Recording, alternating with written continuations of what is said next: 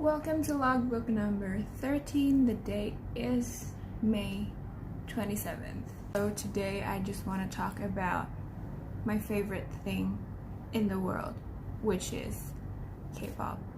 I have been into K-pop, I've been listening to K-pop actually since 2008 or 9. The first group that I listened to was Big Bang.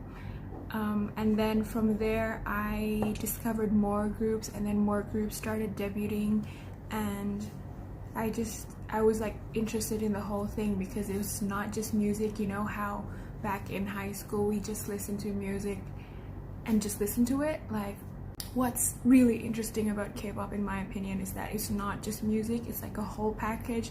You get the performance, you get the visuals, you get the storyline, plots, the theories that they use as plots in their music videos. So it's so much more than just listening to music. So when I started listening to K-pop, I could hardly find any other people who listened to the same thing. Even in my high school, in my class, none of my friends listened to it. And then when I got into university, which is around 2011, that's when it started booming because more and more groups started debuting with different concepts and like different sounds. So I guess that gave a whole lot of range for more people to choose from, so more people ended up liking K-pop, which is great. And then if you fast forward 8 years later until now, which is 2019, almost everyone knows about K-pop now, and it's not a bad thing, and even not just in Indonesia, in like the whole wide world.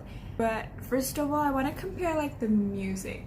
The music is more or less the same. Like, it has a lot of Western influences, EDM, you know, some of the songs sound pop-ish, some of the songs sound really hip-hop. So like I said, there's like a whole lot of range. So if you want to compare, some K-pop songs now do sound like the old K-pop songs, and then some are like more modern.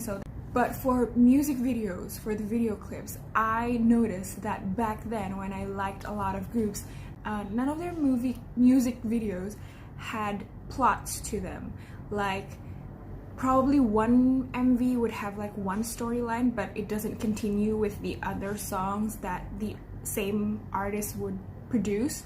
Meanwhile now, if you look at BTS, ATEEZ,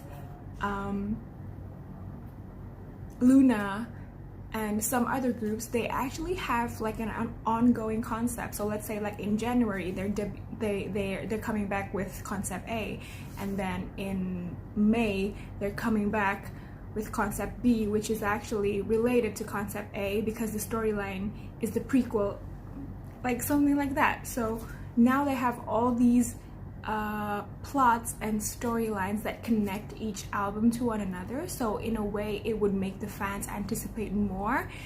So yeah, the MVs right now have more plots and like more interesting parts and like symbolisms.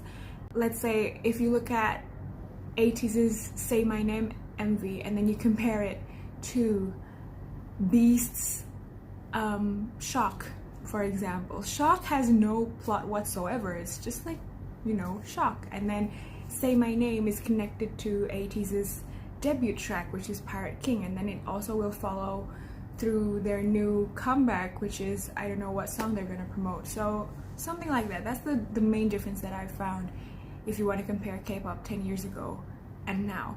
As for style, style is, you know, it varies depending on the concept, but definitely 10 years ago the outfits were like flashy and tacky. Even then I would think that the outfits are tacky and flashy, but now they're tacky in a good way. Like, there's some style to it. And then in terms of choreography, I don't know, I'm not a dancer, I'm not a choreographer, so I don't know, but based on my amateur eyes, I feel like the groups that debuted before 2010 or 2011, the number of people they have in a group are smaller, like 5, 6, 7 the most. And then I feel like they they don't really put emphasis much on choreography. I mean, they do have like these hook dance moves that definitely remind you of a certain song, but if you compare it to groups now, I'm not saying names, but if you compare it to groups now, you can see that they really care a lot about the whole package, about performing, about choreography. And if back then choreography is just moving your body, now they play more with formations and how one member would move to the front and then take turns with each member to make sure they each get like the same screen time. Or facial expressions is really a good point right now. Like whenever you see these artists, these K-pop idols dance, their expressions play a bigger role compared to back then. That's purely my opinion. The songwriting. Back then, if you look at the albums and then you look at the credits of the songs, like who's the composer, who's the producer, who's the lyricist, the songwriter, you could rarely find any of the members of the groups' names in those credits. But now, I think some companies think that it's a necessity for their members or the groups to compose and like produce their own songs.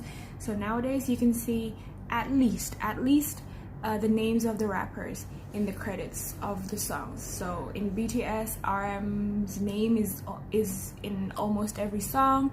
In ATEEZ, you can find Hongjoong and Mingi's names, which are the rappers, in almost every song, credited as the lyricist.